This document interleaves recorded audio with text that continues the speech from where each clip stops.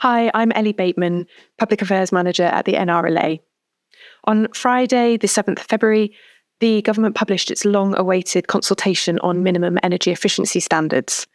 I'm going to set out some of the key proposals here, but you'll probably want to visit our Energy Efficiency Hub to find out more and to keep up to date. Since 2018, private rented properties have had to meet a minimum energy efficiency rating or standard of E. The government's latest proposals will require new tenancies to meet a new standard by 2028, followed by existing tenancies by 2030. According to the consultation, the government will confirm the specific standards required by 2026, with secondary legislation introduced to raise MEEs.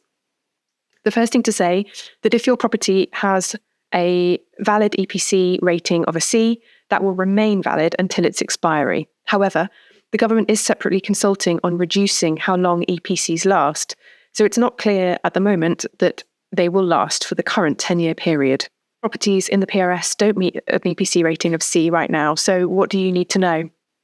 Firstly, the consultation, alongside the other consultation on EPCs, published last year, proposes a new way of measuring EPC ratings. Instead of the current energy efficiency rating, or EER, which primarily focuses on the cost to the user, the government's proposing to introduce new measurements which would give greater weight to carbon-reducing measures. For the new minimum energy efficiency standards, landlords will be expected to focus on improving the fabric efficiency of the property, and typically this will mean things like insulation and double glazing. The complete requirements of these new metrics haven't yet been made clear, so it's impossible at the moment to know if your property will meet the standard yet. The second big change is the cost cap for improvements.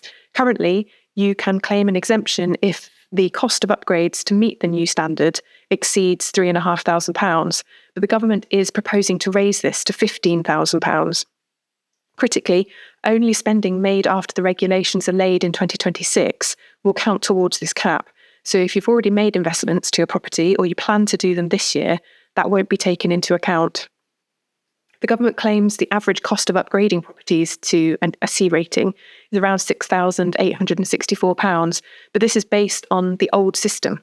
Under the new standards, costs could be much higher. Additionally, the government was also proposing to raise the penalty for not having a valid EPC from £5,000 to £30,000 from 2028. But despite best efforts, there'll be some properties that will never reach the new standard. The government is proposing some exemptions where this is the case, including when you spend £15,000, but the property still doesn't meet the EPC requirements, or where improvements will reduce the value of your property by more than 5%. You'll also have 6 months to comply if you purchase a property with tenants in situ that doesn't currently meet the standard. And if the improvements require consent that is denied by a freeholder or a planning authority or indeed a tenant, you can also register for an exemption. A key issue with these proposals is the very short timeframes. The government has said it aims to introduce secondary legislation in late 2026, with new standards applying to new tenancies from 2028. Given that under the Renters' Rights Bill, tenants will be able to serve just 2 months' notice, all of your properties, in effect, will need to be ready to meet the new standard by 2028. This gives you only 18 months to find an installer, assess your properties, secure funding, complete upgrades, and obtain a new EPC. We'll be responding to the consultation, pushing for a workable approach to improving energy efficiency standards in the private rented sector to ensure that properties aren't lost. The consultation is open to the 2nd of May, and we urge all landlords to have their say and make sure that we get plans in place that are workable and fair.